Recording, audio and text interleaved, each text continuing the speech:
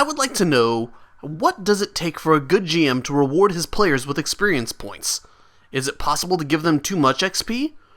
I would really appreciate it if you could discuss rewarding players and knowing if it's too much or too little, and when is the perfect time to do it. This was an interesting topic for me to think about, since like many things in RPGs, it's kinda subjective, and the short answer is this: it depends on the players in the game. Though since that alone isn't particularly helpful, let me give some more details. Being a GM is kinda like being a DJ at a dance party. It's not enough just to have a playlist of music, you also have to be familiar with the music you have. And the reason you need to be familiar with your music is because you also have to be aware of how the party goers are reacting to the music you're playing. And if they don't seem to like the music you're currently playing, changing it up is probably a good idea, either by going with a different genre or choosing a different tempo in the same genre. Rewarding the players, be it with experience points, special items, or any other kind of game-changing mechanic, is yet another one of the many rules GMs have at their disposal. Every game I've seen so far has some means of character progression, and a few rules on items that are beyond the ordinary that grant you capabilities you'd normally not have. These rules vary as wildly as anything else from game to game, though I've noticed 3 recurring categories when it comes to character progression. First is level-based. This is the sort of system used by Dungeons & Dragons in the myriad of D20-based games that 3rd edition has spawned. You don't gain any new abilities until your level increases, and I've seen 2 general permutations for this. You gain enough experience points through overcoming certain challenges, or when the GM says you're ready to gain a level. The second is point buy. This is probably the most commonly used method of character advancement. Some prominent examples include Hero, World of Darkness, and Shadowrun. The way these typically work is your experience points are used to improve different aspects of your character, with what you're improving usually determining how many points you need. These are also the kind of games with the most varied guidelines, since they also give players the most control over how to improve their character. Finally, there's the improving what's used systems. These aren't as common, and I'm actually inclined to say they kind of fell out of style sometime in the 90s. Call of Cthulhu and this abomination before man and God use this. These are the sort of games where players keep track of what skills they're using frequently, and then as the game goes on, the skills and abilities they use most frequently improve. Not every game fits neatly into one of these categories, though. Anima Beyond Fantasy uses a level system, but every time you level up, you gain development points that make it behave like a point buy. Meanwhile, there's some home rules for point buys where you can only improve what your character has actually been using. And further house rules for level systems where you have to explain how and why your character is able to pick a level in some class other than what they were originally using. Which is to say nothing of something like Golden Sky Stories, which uses none of these. When it comes to rewarding your players with experience points, figuring out how much is too much or too little is best thought of as a long-term goal. If you get off to a bad start, adjust it as you go along. The key thing to remember is that rewarding the players will be something you will be doing consistently, usually at the end or beginning of every game session. Since the timing is constant, you will have a good frame of reference for the effects of any adjustments you make. So, with that said, you'll need to come up with a good starting point, something present in most rulebooks, especially those that rely on point buy.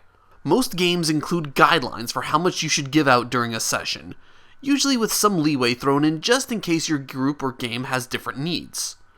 From there, it's just a matter of testing out how something works, observing how it affects your players, and adjusting accordingly. To use double cross as an example, there's various things players can do to be granted 1 experience point, though the bulk of it is based on 2 things, one somewhat left up to chance, and another one entirely within the GM's control. Here, completing the scenario goals is basically how much you think the players deserve for how well their characters did in succeeding, or failing. The intention is that more difficult goals should get more experience. So if the players had a difficult time, you could give them some more experience points so they could round out their weaknesses or improve their strengths, making future games a little more fair for them. The reverse is also true. If things are too easy or they're gaining power too quickly, you could lower how much experience they get from this value, making it easier for you to make things a challenge for the players. Just remember one thing when you're making the changes though. Do so gradually and don't make your changes extreme. To keep with our double cross example, going from giving out 1 experience point to 10 for session goals can cause some really weird things to happen. A single experience point doesn't grant a player much of anything really, but 10 can be used to raise a skill by 5 levels, which is enough to make somebody go from being completely untrained to never failing average difficulty tasks. So let's bring it back to the points I made in my DJ example. First, you want to know the rules of your game. In this case, you'll want to learn what a baseline character could be capable of, and how characters improve. This is important because you always need a foundation to start from, and it applies to any art of discipline. Learn the rules before you decide to break them. To prove my point here, I'll say this. OVA is a game that's made better if the players get at least 15 experience points every session. If you don't know the rules of OVA, then you don't actually know if what I just said is sound advice or nonsense. Second, if the game has them, follow your game's reward guidelines. These are a part of the rules and thus also a crucial part of the foundation, especially when you consider rewarding players. This applies to experience points as well as other kinds of character upgrades. Dungeons & Dragons has not only experience points, which grant you levels, but also magical items. So for 5th edition, by the rules as they're written, you should actually forgo including magic items, because they can change the game so fundamentally. A +1 in 5th edition is significantly more powerful than in any other previous edition.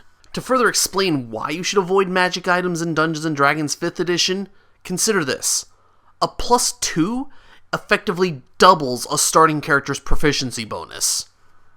Third, watch your players, especially how they react to what's going on. As the GM, you have a lot of ways of changing the game, and giving the characters more power is among them. It isn't always the right solution, though. If players are bored, it may not necessarily be that they need bigger and cooler powers, and ditto if they're having trouble with encounters. In both of those cases, it could just as easily be that they're not using the power they do have. They may not be in situations where they can use them, or they just forget that they have them. Which brings me to my final point. Don't make changes recklessly. If you don't know the rules, don't know how character growth factors into the game, and aren't paying attention to how your players are, well, playing, you can easily create a giant clusterfuck. And not the fun kind of clusterfuck either. Granting the players more resources than they know what to do with, or more new abilities before they even understand how their current ones work, is a surefire way to confuse them, especially if they're new to a game. And while chaos and overpoweredness can be fun, it really isn't when you couple it with utter confusion. So with all that said, I think I know now how best to succinctly answer your question, Leonard. A good GM starts with their game's guidelines, pays attention to how their players react, and then adjusts accordingly.